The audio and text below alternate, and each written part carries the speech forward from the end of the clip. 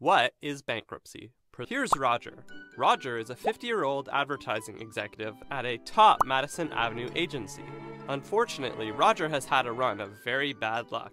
Roger recently lost one of his longtime clients, and now his commissions are next to nothing. Roger had been very careless with his income and has accumulated tons of debt. He has expensive mortgage payments, maxed out all his credit cards, an expensive car, and child support payments. With all these expenses and no income coming in, Roger can't pay his bills. So, what is Roger to do? Because he has no way to pay back his creditors, or the people he owes money to, he is forced to declare bankruptcy. In the United States, there are a few different types of bankruptcies Roger can resort to. Roger decides to declare Chapter 7 bankruptcy. In Chapter 7, the bank liquidates or sells all of Roger's assets, and then pays back the creditors on his behalf.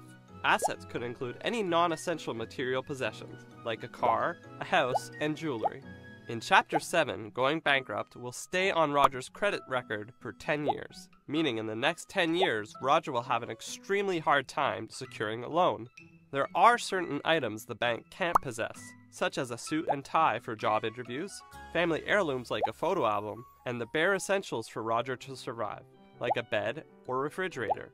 Roger can also declare Chapter 13, or what's known as reorganization.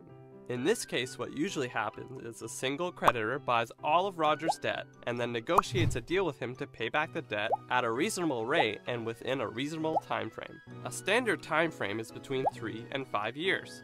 In Chapter 13, the bank doesn't seize your assets, but you are forced to pay back all the debt on the creditor's terms. In Chapter 13, the bankruptcy will also stay on a credit report for 7 years after the debt has been repaid.